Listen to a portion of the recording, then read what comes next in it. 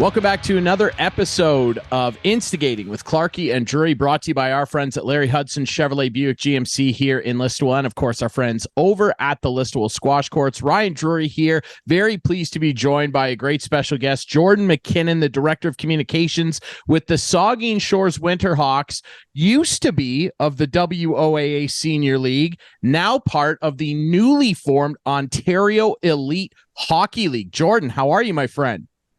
I'm doing great. I don't know about great guests, but I'll try. You set the bar for me here.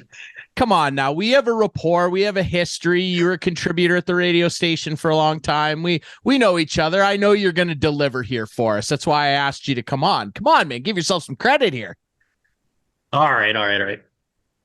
So obviously big news coming out of the local hockey scene. Some would call it a bombshell dropping last week. Now, there were rumors of this, and you actually were the one that kind of warned us, if you will, about this a couple months ago, that there was something like this potentially going down. So the new league, the Ontario Elite Hockey League, splitting away from the WOAA and joining up with the Ontario Hockey Association.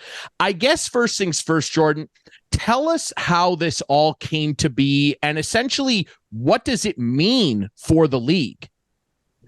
No, this was, this is probably a 2-year process.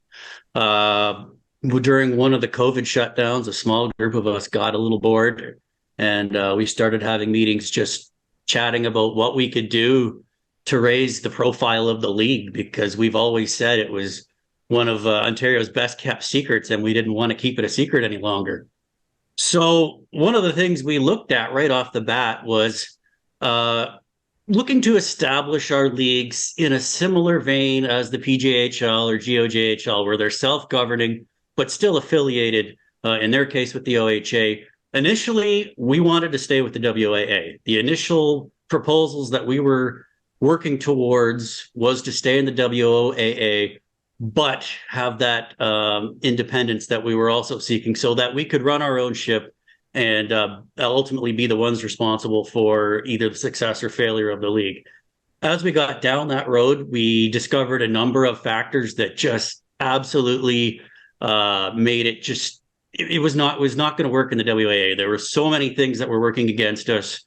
One of the things we immediately found out is we thought we were OHF sanctioned for eternity. And in doing our due diligence, we found out that we weren't and couldn't get OHF sanctioning with the WAA. So what that meant is that we were essentially an outlaw league, and we could have had our referees pulled on us at any point in time.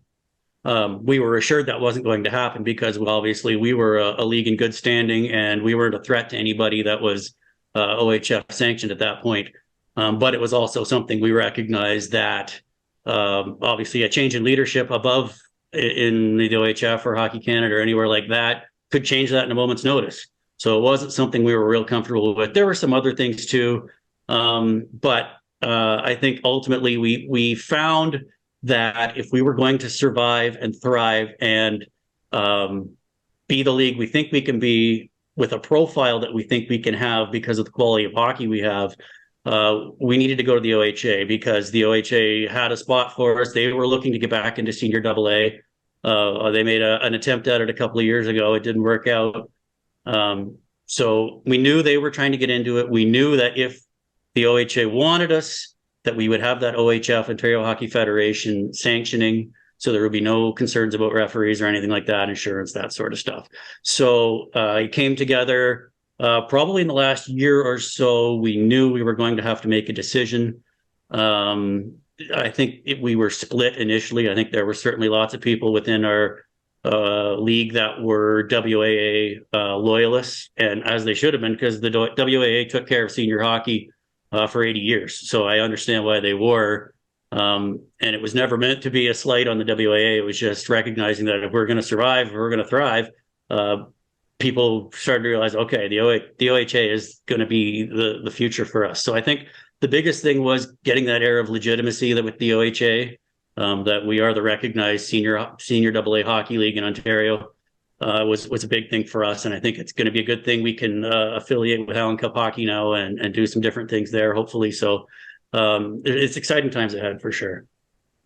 So just in terms of joining up now with the OHA and being assured of that sanctioning, being assured of solid refereeing participation and all of that stuff that's, I would argue, essential for a league to continue. And I'm glad you're able to share that with us.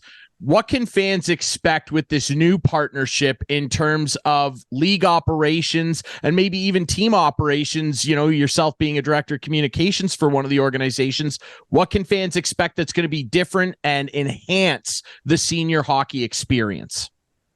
I think for fans in the arena, you're going to see the same great hockey. You're going to see guys who play junior B, junior A, OHL, pro hockey. These are high quality hockey players. We're not going to jeopardize that in any way, shape, or form. I think for us internally, it gives us an opportunity as a league to raise some sponsorship dollars so that we can go out and spend some money that way. That was a difficult thing to do with the WAA just because of their policies and procedures, which are in place for a good reason. But I think at the end of the day, when we look at how we can govern our league, we can, one of the things OHA said from us right from the very start, if you're not happy with your league, look yourself in the mirror because we're going to be running it. So I think that was the biggest thing for us. And now fans are going to see us be a little bit more aggressive in marketing, be a lot more aggressive when it comes to advertising and things like that, because we want people to come and watch. We want people to come out to wherever it might be, Ripley, or if it's Lucknow, or if it's Shelburne, wherever, come and watch a great hockey game because we don't want to be that best kept secret anymore. Chatting with our friend Jordan Mackinnon, who is the Director of Communications for the Saugeen Shores Winterhawks of the newly established Ontario Elite Hockey League, formerly of the WOAA. I have to ask you because, we're obviously both media guys. We have a lot of experience in media. What can fans expect maybe to change or improve or maybe come about that's new in terms of media? You mentioned obviously being able to have more outreach in terms of advertising and marketing. Media is obviously a big part of that. What sort of initiatives have already maybe been discussed? I mean, you're an ideas guy. I'm sure you've already thrown some stuff around. What can fans expect there? I think one of the things we're going to look at, maybe not this season just because we're working on tight timelines, but lots more video. That's a big thing. If we can create, it doesn't necessarily have to be live streaming. I'm a big proponent of, tickets sold are a lot more important than people watching on a live stream. So I think that's something we're going to start getting into, whether it's even just taping our games so we can create highlight packages and sell highlight packages online so that people can see what they're missing if they're not coming already. I think that's one of the things. I think we're trying to make we're going to try to raise the profile of the players that play in our league so that they're more accessible, that they're more visible, because we have some great players. We have guys that have played pro hockey like Garrett Muirs and Luke Pither, and some guys that played the OHL like Kyler Nixon and Dan Zweep and guys like that are high profile hockey players that people know, but they maybe don't even know that they're still playing around here. So we want to make sure that that's happening because these are great hockey players. Some of these guys are in their prime. They're playing the best hockey of their lives.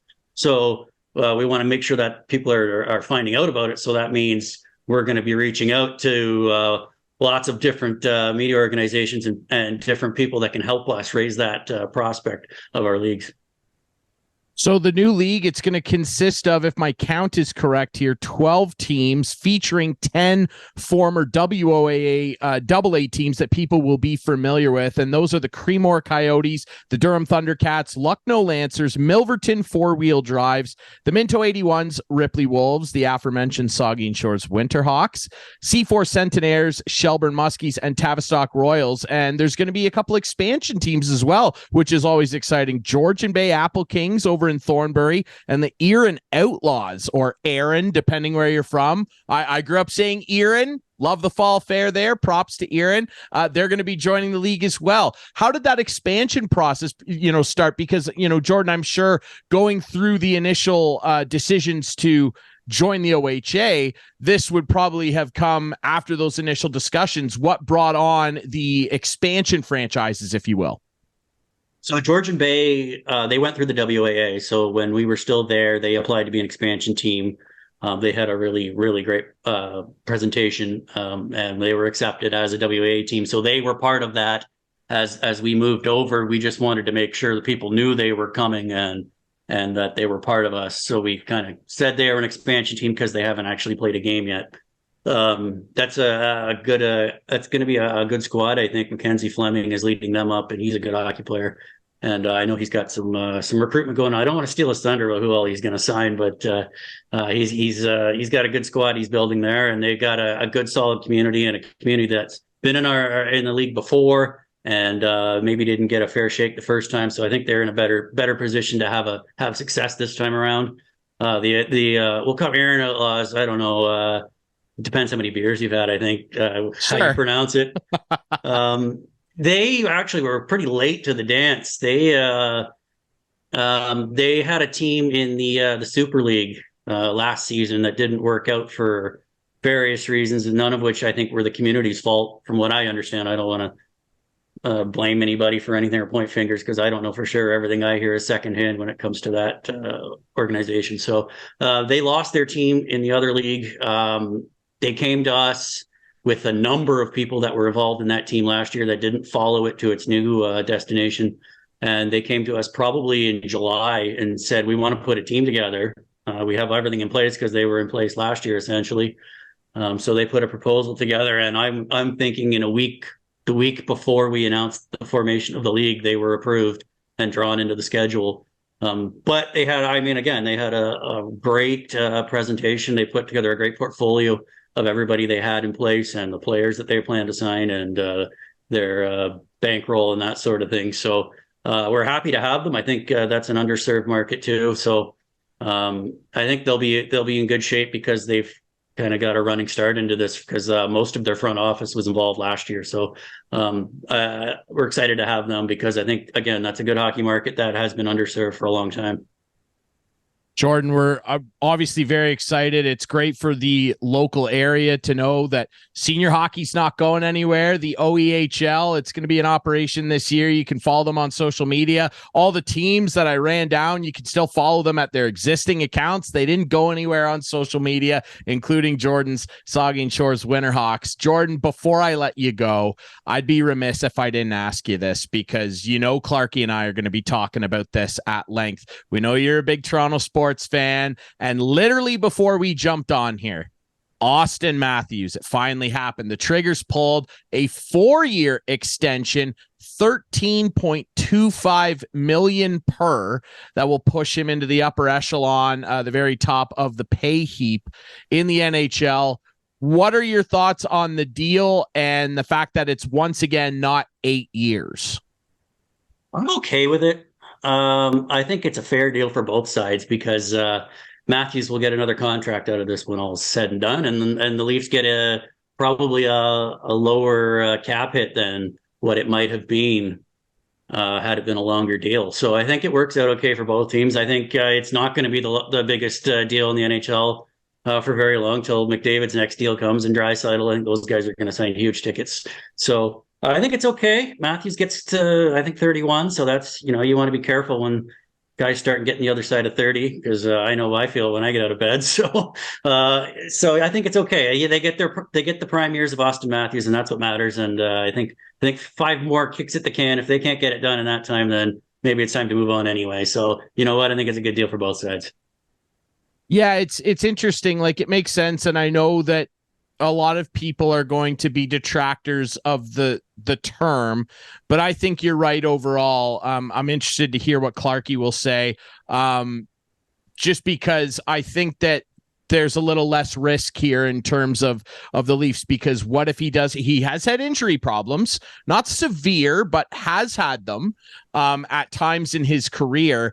And if he were to suffer a serious one, you're only locked in for that 4 years. But I agree, if he reaches the end of it and they re-up again, he'll probably be below, depending on what the cap is, looking at 16, 17, who knows what the numbers will look like. But ultimately, I think this is good news for you and Leafs Nation. You get one of the best goal scorers in the league. He's sticking around, and you guys get to take another run here. Jordan, I appreciate you jumping on to talk about the Ontario Elite Hockey League. We wish you and the Saugeen Shores Winterhawks and all the other teams in this new venture the best of luck. Thanks so much for doing this, my friend. It was a pleasure to catch up. Appreciate the opportunity. Anytime you want to chat, you know where to find me. Awesome. All right. Stay with us. We'll be back. Clarkie and I Auston Matthews, we got to talk about it next here on Instigating.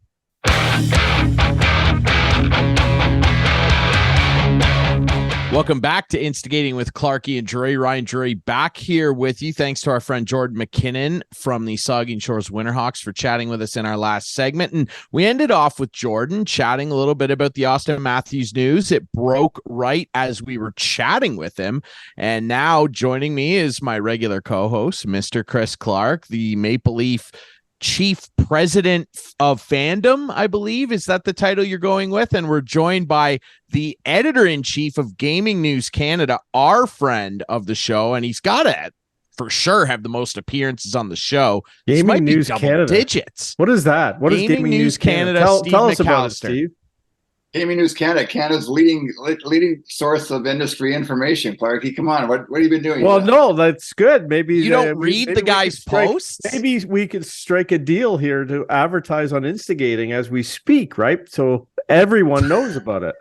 Well, I was just going to say, I think Instigating with Clarky and Drury should be buying an ad in Gaming News Canada every week. Two-week newsletters. We do a podcast every week. Where are you guys? Oh, the reverse ad. Boy, look at these two professional guys doing a negotiation. Reverse. Maybe you guys should have sat in that negotiating room with Auston Matthews and his agent, or maybe you feel the opposite. Maybe everybody around the table here is happy with the deal.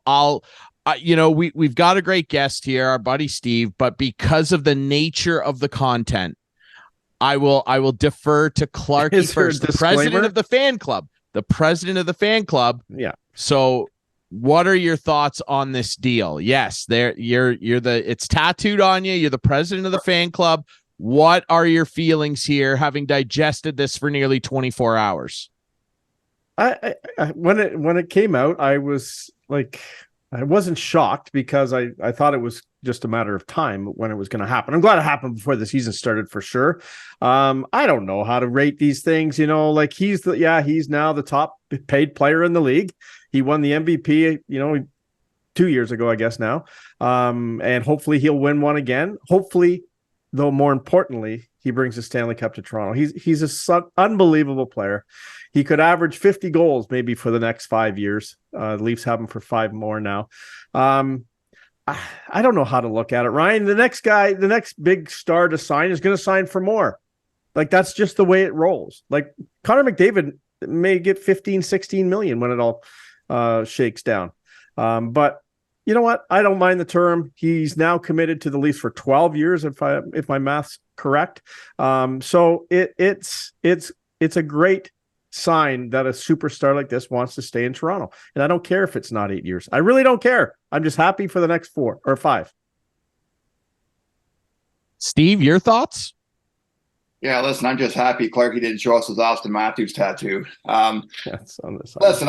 Listen, I think this is a win-win. I'm really against long-term contracts. This guy's under contract now until he's 31 years old. So Leafs are keeping him for what I think are 5 more prime years in his career. And then I think once you get into your 30s now, it's a crapshoot because these guys play so much hockey, beginning as kids and as teenagers. I like the money. Feels to me like Matthews actually, it could have made more money if he went in the open market. Could have maybe challenged the Leafs to make more money. It frees up a little bit of cap space, and we anticipate the cap is going to be higher over the next 2 to 3 years. So I like this deal. And as Luke Fox wrote on Sportsnet.ca, guys, I think yesterday, I mean, when this contract's expired, Matthews is going to have made about $113 million. That's not a bad 12 or 13 years for a guy who's still in his 20s. I agree. It's interesting because, I think that, let's look at the two sides of it, right? Let's start with the negative, and that's that it's not long-term. And I hear what you're saying there, Steve. Yes, the long-term deals. I mean, I think that they should be reserved for those very few guys that really stir the drink for a franchise. And I would put Matthews, if this was an 8-year deal, I would put Matthews in that camp with the greats in the past, the Crosbys, the McDavids, the Canes, and guys of that ilk.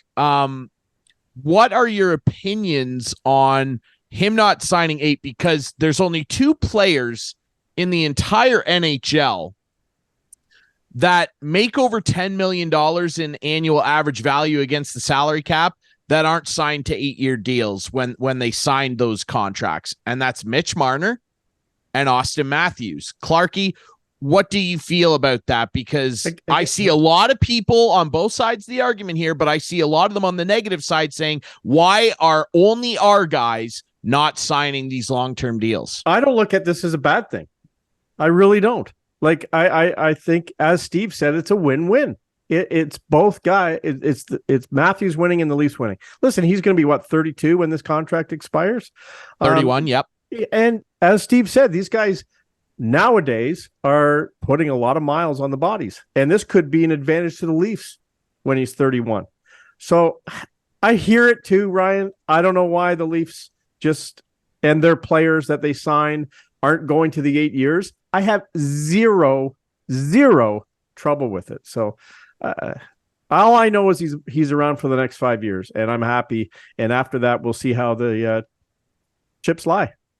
Hey Ryan, let's put it this way too. If the Maple Leafs still haven't won a Stanley Cup or still haven't got more through more than one playoff round when this contract expires 5 years from now, I mean, is Auston Matthews going to stay in Toronto, and are the Maple Leafs going to want Auston Matthews? Exactly. And how often do we have the conversation now, guys, where players sign long-term deals and we're we look at Tavares deal is a great example.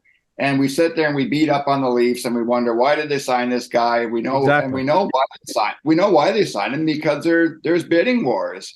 And listen, I'm and Chris, this is where Clarky and I met back in the early 90s with the NHLPA and Bob Goodenow fought like hell against the salary cap system. And we're seeing time and time again why a salary cap system is lousy if you're a franchise like the Toronto Maple Leafs. Yep. He does handcuff you. It really does. I mean, again, we could have we've done it before on the show. We could have a 3-hour referendum on the salary cap. I hate it. I think it's junk. I think it's an absolutely asinine system to run a sports league off of, especially one that makes billions. Yes. Is it the especially little brother of North cap. American sports? Like the hard problem. I agree. I can hear the arguments and see the merit of, yes, because we know if a salary cap didn't exist, the Maple Leafs would have a payroll of $250 million. Yeah. They just would. Yeah. And I understand why that's bad for business. I do. I don't understand why they won't institute. Well, I understand why, the owners, but I don't see why it can't be feasible to have some form of luxury tax system. Yeah. Because Gary and the owners, particularly our buddy Gary, old Gare Bear, he's a big favorite on this show. I understand that they constantly harp about helping out the smaller markets, the non-traditional markets. Arizona, we got to build them a stadium, guys. We got to build them a rink. If that's true, a luxury system would help them, because you would be paying into more revenue sharing, similar to what's done in baseball. And it's done in baseball to a far greater effect. Just ask the Oakland Athletics, pocketing nothing but cash. Now, back to Matthews, 13-2-5. Well, no, let's get Steve's opinion on that. Okay. Because Bettman's been around since your guy Goodenow has been there, and he seemed to have won that negotiation, according, at least it looks like it from the owner's perspective. But do you see anything changing when it comes to this, Steve? Well, I think I agree with Ryan completely, Chris. Mm-hmm. I think it has to. And again, when you look at the salary cap systems with the NFL and the NBA, where star players can make top dollar. And listen, this is why Gary Bettman's still commissioner of the National Hockey League at 70-something years old, because the lawyers love what he's done. I mean, it's the greatest cost certainty in North American sport, what Gary Bettman's done, with maybe the exception of MLS, although I think even MLS have a franchise player tag, and a guy like Lionel Messi can come over here and make a wackadoodle playing for FC Miami. But yeah, I think Brian makes a great point. I think you can actually protect small market or small revenue teams by allowing them to keep franchise players and not lose them to bidding wars. And listen, guys, the other thing is that the whole economic dynamics around small revenue teams, I mean, a lot of this has been tied into television rights. And what's going on right now with streaming and television rights, and we know that it's going to be a much different world in Canada with the NHL rights when they come up in 2026. There's no way in hell Gary Bettman's getting $5 billion from Bell Media or Rogers on a new television deal. So let's see how that shakes out. It's a much different world. But let's see. I mean, the NHLPA has a new executive director. Very fair to say that the best players in the NHL aren't getting paid market value, aren't getting paid what they should get paid in comparison to other professional sports leagues. But here's the tricky part. Does Bill Daly take over? Who knows who's going to take over when Gary hangs it up? But the new guy's not going to want to capitulate, and you know what I mean? Like, they're going to be like, Gary has made this league what it is for the owners, and it's going to be so hard for the players to break that shield and get a luxury tax or get something. I hate it because of the lack of movement. Like very little trading, that kind of thing. I hate it. I love trades. Everybody does. Yeah, I take slight umbrage with part of the statement you just made, and I know you're making it you know, in character of Gary's unknown successor here. But I take umbrage with Gary made this league what it is. The players made the league what it is. No, I'm talking about what it is. Owners making the money is what I understand, and that's what I mean. I understand what you're saying there, but that is the problem and ties into Steve's last point. The players make the league what it is. We watch baseball to watch Shohei Ohtani. We watch hockey to watch McDavid. And they split the revenues 50-50. Yeah, it's ridiculous. Now, back to, I just don't understand why they can't come up with a system, because the draft, take the draft, for example, they make this huge spectacle out of it every year. And all we hear all broadcasts long, and that's no fault of the broadcasters. They're making a valid point. The draft is so important. This is what can set your franchise up for years and blah, blah, or set your franchise back if you make a mistake. If the draft is so bloody important, why is it that they're not instituting some sort of system where if you draft a player and you sign them to a long-term deal, a portion of their cap hit does not count against the cap? You could have your highest paid player and have, let's say, half their cap hit actually count against the cap. And then you could have a max of 2 more players on your team that you drafted. They have to be players your team drafted and have their cap count at a lesser clip. Let's say 80% of their cap counts for the second guy and 90% for the third guy. I just came up with that off the top of my head right here. I haven't even thought about that. Like, that's a way better idea. And all that money that is not counting against the cap goes toward more revenue sharing systems. And it would further the point and actually make the draft as important as you say it is, because the teams that lose these guys that do well, it punishes teams so often for drafting well. Tampa's going through it now. Chicago and LA went through it. It's outrageous that teams put all this stock into drafting and then have all that hard work that they do taken away from them in some form of another in terms of a great asset on their roster. And I just think that that's so dumb. Anyway, I digress. This could be the whole show, but we can't have it be the whole show because we're talking about Auston Matthews. He wants to say something. Yes, please. No, yeah, I mean, you punish teams who do a great job at developing talent, and hate it.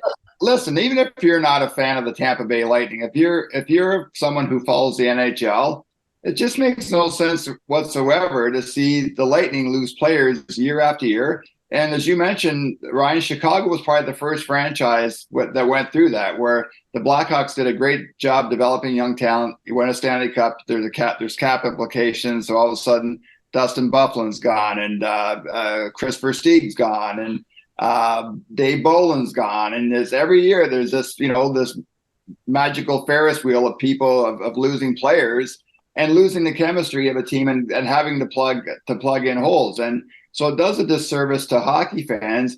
To Chris's point, this isn't going to change because the NHLPA, which was the strongest union in professional sport back when I worked at the NHLPA in 1994, it's definitely not because of me, but because of Bob Goodnow and the players of that era. The NHLPA is arguably the weakest player union in professional sport right now. There's an incredible the apathy within that union is breathtaking. And until the players get serious and actually want to fix this and make the CBA a true partnership, which it's not right now. This is not a true partnership between the owners and the players. It's a farce. Nothing's going to change.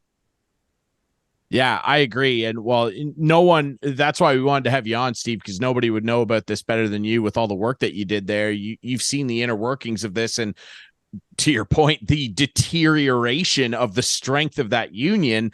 And, really at the end of the day, I mean, we can argue and say they deserve to make more, this, that, and the other. I mean, they really have nobody to blame but themselves here.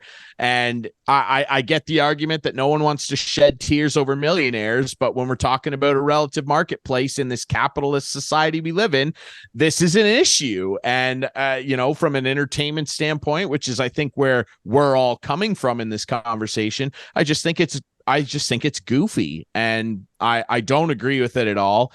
Auston Matthews, the $13.25 million, I don't understand personally. I think what it really is evidence of people that don't watch hockey. And when I say that, I mean they don't watch anything outside of their local feed or their team. When you see all this disdain online, like, oh, what a brutal contract, he's never won anything, and blah blah. It's like, guys, mostly Habs fans just trying to rail on the league. Well, it's not just them, but what I'm saying though is that I completely disagree with that take, because the 13.25, this is actually very advantageous for them, because if things go awry, like Steve said earlier, and they still don't win, or he wants out, or God forbid, hey, this guy's had injury history before. What if it gets worse? You're only on the clock for 4 years beyond this upcoming season. You can walk away, and he very quickly will not be the highest AAV player here. And the cap is going to jump up. It's going to go up to around 84 million, I believe, at the start of next season. Then it's supposed to take a jump. I've seen projections upwards of 89. Yeah. And then that following year, which will be the third year of this new contract for Matthews, it's supposed to be projected somewhere around 94, even 95. Let's just remember, anything can happen to derail that. We've seen it before. Let's just remember that. Well, we had a once-in-a-lifetime world catastrophe event. Hopefully. Yeah. I'm just saying. Yes. We're talking. We're coming at come on, Clarky. It's positive. I know. We're talking about this from a positive perspective. Okay. Yes. When you look at this guy's numbers, though, and the fact that he very quickly will not be the highest paid, which really doesn't matter. What he brings to the ice is incredible, especially at 5-on-5. Over the last 5 seasons, no one has more 5-on-5 goals and 5-on-5 goals created per game, or goal scoring chances created per 60, throwing some stats at you, than Auston Matthews. And I think that alone, the Leafs saved money here. And I know people are all arguing, oh, none of the Leafs ever take less. They never take. In the grand scheme of things, over the life of this deal, he did take less, Clarky. Yeah, again, I'm not hung up on this year thing. I really am not. The term. Yeah. Okay. Who knows if he took less? Who knows, right? Who knows what he could have got in the open market next year? We don't know. We can't predict that. But as Steve said, as you said, yeah, quite conceivably he could have got a lot more. So at the end of the day, I think he's okay living on 13.25. I really think he and his family are okay. You think so? They're okay. Yeah. At the end of the day. And Ryan, to what you said about Matthews too, it's interesting. I'm helping out at a hockey school here in Kincardine this week. We've got a really good coach in town, Jeremy McQuillan. He's running a defenseman's camp for minor hockey kids. So I was talking to one of the other instructors today about the great players in the NHL, and we're talking about guys like Crosby and McDavid and Draisaitl and Nathan McKinnon. And Matthews is a guy who fits in that superstar category because he gets better, not just scoring goals every year. This guy's improved in other areas. He's a better face-off guy now than he was when he started in the league. He's much better defensively.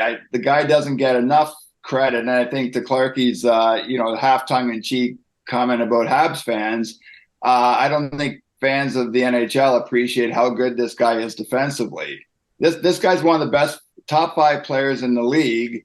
And yeah, we can take issue with, has he stepped up in the playoffs when they really need him to do that? That's the next challenge for this guy. Mm-hmm. But you got two of the best 5 players in the world in Edmonton who haven't lifted the Stanley Cup yet either. So it's not like Matthews and Mitch Marner and Willie Nylander are alone here. But this guy is an elite player. He's probably going to be, when his career is over, one of the greatest Toronto Maple Leafs ever, and that's awfully heady company. Yeah. And I'll be stunned if the 3 of us are sitting here 5 years from now and the Leafs haven't had a sniff, at least at going deep into the NHL playoffs, because I just think this guy is too good, and he is gonna lead a team to that. I won't say a Stanley Cup. That's a mugs game, but I will say this guy will take the Leafs on a deep playoff run. Well, and with the cap rising as it's projected to over the next few years, it's going to be Brad Treliving's job to utilize that extra cap space that comes about. And we'll see what shakes out with William Nylander here. I think that just in the interim coming up here, depending on what he's going to want, do they want to take the risk of signing him to big money? There's rumors he wants $10 million. Do they want to keep him around for that and basically have to wait 2 years for it to shoot up substantially? That's up to them. But even if he's not a part of the future, Nylander, that is, it's going to be up to Treliving to use this extra cap space that comes about when it jumps up to surround him with better players. And again, a couple tweets here. According to Frank Saravalli, this is just the tweet I screen grabbed. It's not just Frank saying this. There were plenty of other insiders saying this. Matthews' camp was not willing to go beyond 4 years. The Leafs did push for longer, and Matthews' camp held firm and said no, which again, we've established we don't really care about. 5v5 goals past 5 years. Matthews leads with 145. McDavid's second with 117, and 5v5 goals per 60 in the last 5 years. Matthews also leads substantially, 1.62. Pasternak's second at 144. My guy Ovi in there at third still with 134. He's a beauty. Now, I take a lot of issue with this new deal, with the people saying, oh, well, he's never won a cup. And you know this, Clarkie, you're in my boat. You're in my boat from a couple years ago. I took so much issue with this with Ovi every year. Well, they failed again. The Caps failed, and it's all Ovechkin's fault. He should go back to Russia. They should trade him for 3 first-round picks. Imagine the Caps did that. Imagine they traded him and ended up with like Yakupov and like Lafreniere or something like that. Not to disparage those guys, but like, you don't know who you're getting. You don't know that Auston Matthews is up for first overall. You don't know that Connor Bedard is going to be there. You know who Ovechkin is, and in the Leafs case, you know who Matthews is. I take real umbrage with that. Like, oh, well, he hasn't won a Stanley Cup. He hasn't. Like, we're forgetting that there's other guys on the team here. It's not, I say this all the time, it's not basketball. He's not LeBron James. He's not on the field of play for 90% of the game. He plays 20 plus minutes. The rest of his team is on the ice. And people bring this up. It actually separates for me who watches games and who knows what they're talking about, because as soon as someone starts saying this, oh, well, they paid him too much, he hasn't won a cup, immediately I'm like, you're the laziest sports fan that I could possibly be talking to. And I don't mean to make myself sound like a highbrow expert here, but you are lazy if that's your narrative. Oh, well, they paid him too much because he hasn't won. And people love to do this. They bring up, oh, well, look what Yzerman did. Look what Sakic did. Gretzky, all these guys carrying their teams to cups. Yeah. Could you argue they were the biggest contributors? Let's take Yzerman, for example. It took him forever. People seem to forget Yzerman had Fedorov, Larionov, Konstantinov, all those guys going down the list.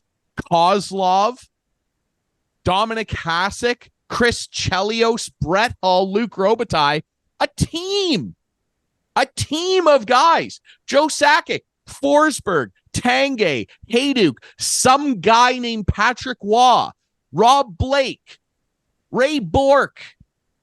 Like, it's so late. You're lazy.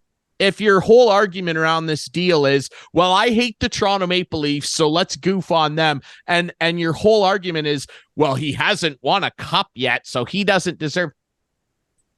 What else do you want the guy to do? Take a cannon out on the bench and shoot the other team's defenders as the fourth line skates down on the ice? Like, what else is Matthews supposed to do? It's the same thing they did with my guy, Ovi, and it's the same thing they did with Yzerman for ages. The Red Wings almost traded Steve Yzerman in 1993. Do you know that?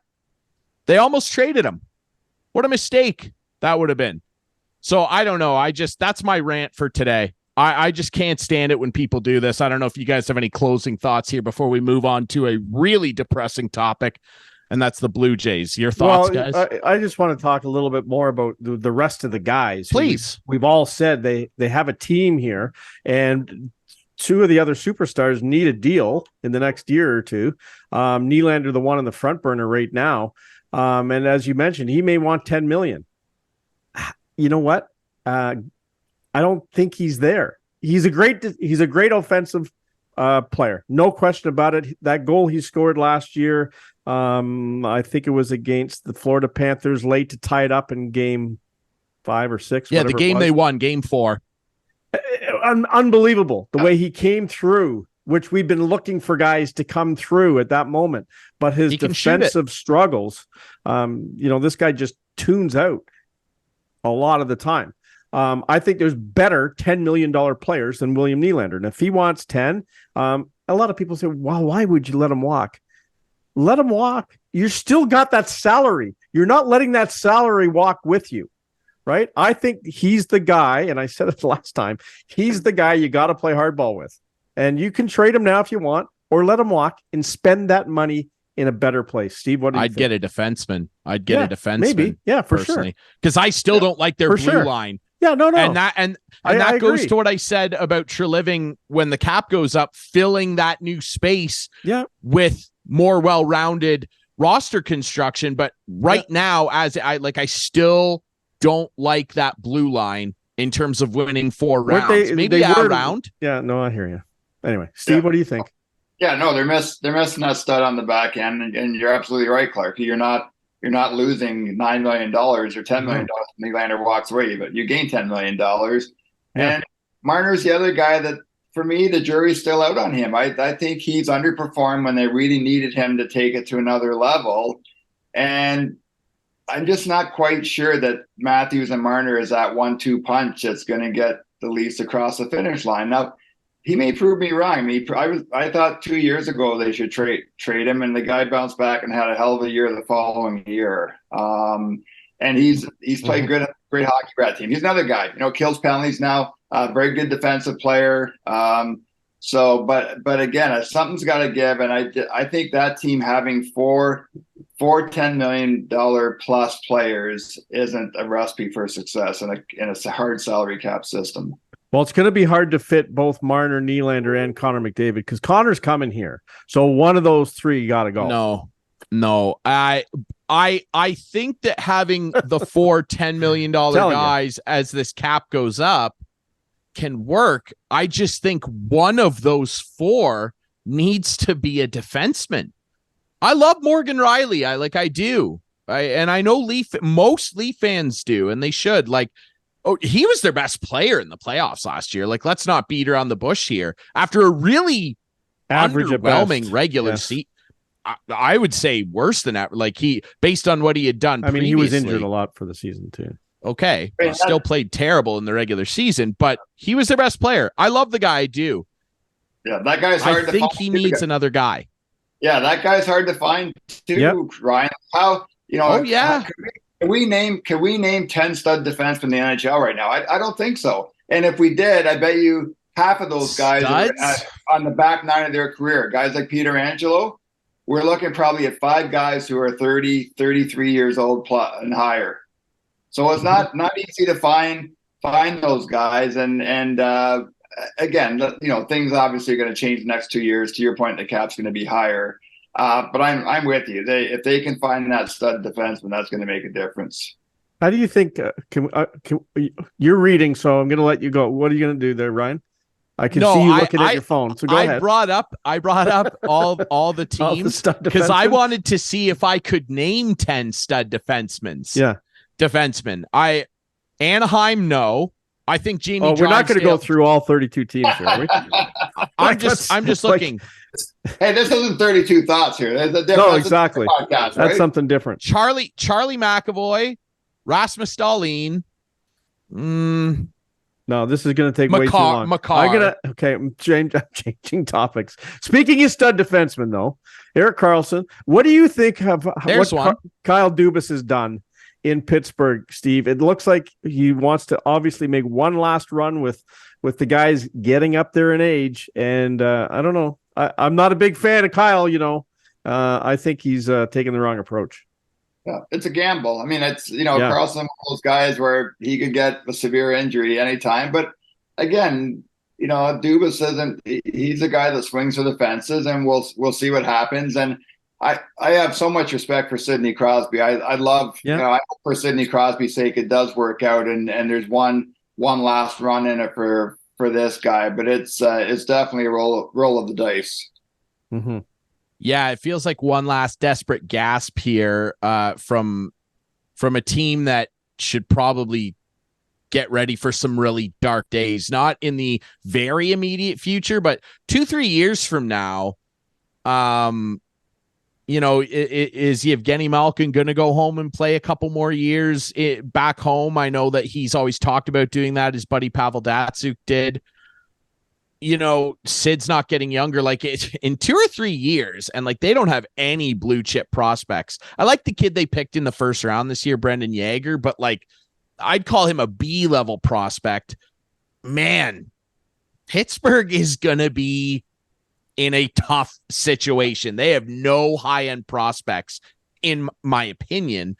It's a big gamble on Kyle's part. Yeah, real quickly, Ron, on Pittsburgh. I think the Penguins, this guy, Crosby and Malkin, they've taken below market value contracts for several years now. This is an example where a franchise owes it. I think a franchise owes it to these guys to give them a last run at it because of what they've done for the franchise and what Crosby's done for hockey in that city. I mean, Mario Lemieux deserves a lot of credit for buying that team and putting some money in and stepping up, although it's obviously paid off very handsomely for him. But if Crosby doesn't come to Pittsburgh, I'm not sure we have an NHL franchise in that city right now. Mm-hmm. They completely valid. They outright saved that team. There's no ifs, ands, or buts about it. They were going to move. Absolutely. All right, let's take a quick break. When we come back, we got to talk a little bit about the Blue Jays, and my God, do they ever continue to be just so frustrating? We'll wrap up the show with that next here on Instigating.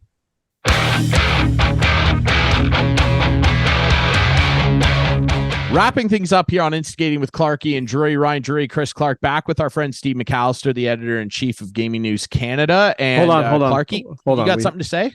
We got a picture to show here. This was on the internet. This was on the internet a little while ago, and I need to get to the bottom of this. There it is. Look at this. Look at this guy. What happened here, Mr. McAllister? 53 years of playing golf, guys. Been playing golf since I was 10 years old, and I had my first hole-in-one back on June 10th. All right. Ainsdale Golf Club in Kincardine. Wow. Let's go. Yeah. Shout out Yeah, shout out to the owners, guys. Quickly, Taylor and Chuck Chandler, just great people. They had a little plaque made for me that I can put on my golf bag, and playing with my best friend Dan Wilkin up here, and I think it was on a Thursday or Friday night. And Clarky, I actually flew an 8-iron right into the hole. Seriously, just right in the hole. I thought, like, what was it, 90 yards or 100, almost a little bit embarrassing, 120 yards. That's okay though, but right in, right and in. Stuck in. Wow, yeah, my buddy, that's unbelievable. My buddy Dan said I think he said that's a hole in one. I said there's no way that's a hole in one, because all I heard was a thud, and sure enough, walked up to the hole, and there it was TaylorMade. Yeah. Wow. So, well, congrats. That's awesome. I've seen one. I've never hit one. I was with Nelson Millman when he hit his hole in one. So there you go. That's right. Thanks for posting that. That's great. Well, it is a pleasure to be in the presence of Steve Ace McAllister, ladies and gentlemen. It's not a hole in one, though. The Toronto Blue Jays. And again, they continue to be the most confusing enigma going on in Major League Baseball right now. The power has just not been there all year. Kevin Gausman sounded exasperated the other night. He has the lowest run help and run support among all qualified starters in baseball. It's an embarrassing joke what they're doing to this guy who is an ace and is absolutely in the Cy Young conversation. I believe he still leads the AL in strikeouts, and he just looked absolutely exasperated the other night. This stat makes me sick. I can't even believe that this is real.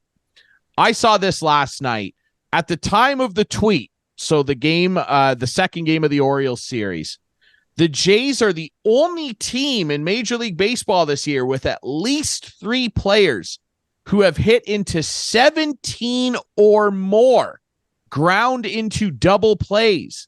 That being Alejandro Kirk, George Springer, and Vladdy Jr., who's supposed to be their best player. 9 other teams have 1 player that is hit into 17 plus ground into double plays. The remaining 20 teams have none. What are we doing? I can't do this anymore. I can't do it. And I think they're going to miss I'm sorry. We're being positive here with the Auston Matthews stuff. Love the contract. I got to be negative here. I'm sorry. It's too many games now. There's 45 games left, I think, at the time of recording this. I can't do it anymore. This isn't a small sample size. It's not early. It's not May. This sucks. This team sucks at hitting. They suck at situational hitting. They suck at putting up runs. And they suck at adjusting in game to situations that just don't work. And they suck at setting their lineup. And I feel like we are heading quickly toward the entirety of this front office and the entirety of the coaching staff, minus maybe, Pete Walker can't go anywhere. Look at their pitching. And Don Mattingly, who, ladies and gentlemen, I'm declaring it here, is the next manager of the Toronto Blue Jays. Everybody else, Shapiro, Atkins, everybody has to go. Steve, your thoughts? Well, I hate it when you beat around the bush, Ryan, and I can't get a handle on where you're I apologize. These kind of topics, but anyway, let me try to figure it out. It's kind of crazy. I just doing some prep for the show, and the Blue Jays are one of 9 Major League Baseball teams that have 70 wins. So you look at that and you think, hey, you're having a good season. And you look at the pitching staff, and talking to a couple of baseball people in town here in Kincardine over the past week. And I'm going to give Ross Atkins credit for what he's done with the bullpen. And I think last time we talked about baseball on the podcast, we talked about those high leverage arms that Philly and Houston had last year in the playoffs. And that game Monday night against the Orioles, the Jays bullpen was lights out. And they for the most part, have been like that. Their starting staff's been pretty damn good as well. And who would have thought if we'd had this conversation back in May and said if Manoah's out for the most of the season that the Jays are screwed, and they're actually still hanging in there. But I couldn't agree more, Ryan. I mean, offensively, and again, I consider myself a traditionalist when it comes to baseball. It just boggles my mind, this team's inability to move runners over. I guess with the exception of Kiermaier and Merrifield, who have decent average batting averages, this lineup has really underperformed this season. I guess Kevin Biggio too, maybe the last two or 3 weeks. But I've been watching the games the last couple of nights, and you see the guys come up the plate, and you see their numbers flash up, and it's just it's a head scratcher how an entire lineup could underperform in a season, and it's too bad because I think if the hitting even came close to matching the pitching this team's had, they'd probably be challenging Baltimore for a division championship right now. You said, Ryan, they're an enigma. I don't think it's puzzling at all. I don't think they're that good. I really don't. Steve and I were front and center. You have to score to win in 92 and 93, and this team is nowhere near them. And we talked about that with Tom Volk. This team is not even close to that kind of team. However, having said that, but they were supposed to be. Who thought the Florida Panthers were going to get on a heater like they did? Anything can happen. Right. We know that. But no, this team is just not that good. And you're right. Here's the problem. They do have to clean house if they don't make the playoffs. And I know people are confused going, well, how can you say Ross Atkins should go when he made those bullpen upgrades? I don't care. It's the adjustments or lack thereof. And yeah, it is time. What I say about a month ago on the show, in the span of this team retooling, selling everybody off, watching Donaldson go, drafting other guys, and then trading and getting all these guys in and ingratiating Vladdy and Bo into the lineup, becoming a contender, and then becoming a supposed to be World Series favorite, in that span of time, the Baltimore Orioles have surpassed them. And they haven't won a game. They haven't won a playoff game. The Orioles have surpassed them, and they haven't won a game. Well, the funny thing is that the AL East is like upside down. What everyone was predicting at the beginning of the year: Yankees, Boston, Toronto. Yeah, I get it. Bottom three. It is crazy, and anything can happen. But no, I can't do it. Hey, look at the bright side. They're not the Oakland A's. Okay. Hey, thank you very much for the. And they had a 7-game winning streak. They had a 7-game winning streak, and they've only won 36 games, 91 losses as we speak. Yeah, don't bring them up. Yeah, Ryan, listen, I couldn't agree more with you on the lineup. And Clarky makes a great point about those 92, 93 teams. And when you look at those lineups, there were 5 or 6 guys in that lineup that could carry a team for a week. Whether it was Alomar or Carter or Olerud or Molitor.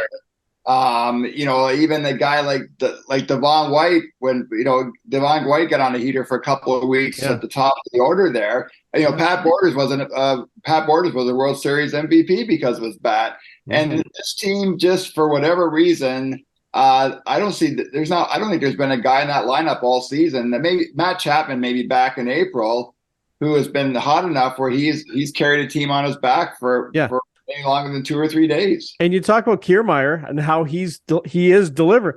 What he hit like 210 the last few years. Like, they didn't count on that guy to be a good bat. They did not. That he was brought in for defensive purposes, but he's a veteran. He's a guy who knows how to hit and knows how to go the other way and maybe try to hit away from the shift, even though there's not a big shift anymore. There's still a shift. He's not trying to swing for the fences with 2 strikes on him, which we see from Vladdy all the time. It drives me nuts. He's wildly overperformed next to a bunch of guys who have underperformed. I've said it 2,500 times, but right? Gosman said it right too. It's go time. He says it's go time. Like, he's absolutely right. It has to be. Like, these guys, or they're going to miss. Surprise us, and they could all of a sudden start hitting. But boy, oh boy, I don't see it. I really don't. Guys, it's tough. Like watching this week, Chapman, who in April was successful because he was hitting the ball to all parts of the park. You watch the guy now, and he's trying to pull everything. And Vladdy's the same way. Like, the guy he doesn't seem to have any kind of when he comes to the plate, he doesn't seem to have any kind of a plan. And again, I don't know, I don't know who you point the finger at. But it is a bit of a conundrum, and it is a bit of a wacky year, as Chris said. You look at the Red Sox and the Yankees and where they are. It is a bit of a wild and wacky story in that division. Here's my question: do you think they said, guys, from beginning of April until the end of August. Try to hit as many home runs. Try to have let's compete. But it's go time at the beginning of September. If they did, they should fire everyone. I agree, but it almost looks like that maybe is happening. But we'll have to see at the beginning of September when things get serious. So again, Clarky, we've said it 2,500 times, dude. A lot. 2,500. That reminds me. Reminds me, we have a big sale on Larry Hudson's right now on the 23. Do you now? On 23 2,500s. We're clearing them out and up to $7,000 off, and there's not many left. So if you want to get an HD truck, a 2,500, come and see me, or if you have a sales rep, come and see them. Steve McAllister would probably look really cool in a big truck like that, I would think. I was going to say, Clarky, can you give me the name of the salesman there at Larry Hudson? Yeah, I sure can. Just come on in and ask for me, Mr. McAllister. Just ask for me. Ask for Gary or Arthur or whoever. Commissioner. The negotiating continues. The negotiating continues. Our friends at Larry Hudson's. Hudson's has it right here, 1000 Wallace Avenue East in Listowel, Ontario. And hey, if you want all the best gaming industry news, you go to our buddy Steve McAllister, our friends over at the Parleh, editor-in-chief of Gaming News Canada. We appreciate your time as always, my friend. Place. Thanks so much for doing this. Gaming News is great. Always great to spend some time with both of you. Even you, Clarky. And you should come to the Listowel squash courts. The fall league's starting up, just kicking off right now. Fall league starting up. Yes, get over there. Easier than ever to sign up with our friend Alan. They'll take care of you. It's very, very simple. You can watch this show Friday nights at 8, Sunday nights at 9 with our friends on Whiteman TV. That's Channel 6 for Whiteman subscribers. We debut on our YouTube channel Friday nights at 9. You can follow us on social media at Instigating Pod. Find the podcast version on all your favorite podcast apps. For our friend Jordan Mackinnon, our buddy Steve McAllister, I'm Ryan Drury. That's Clarky. We will be back next week. More Instigating.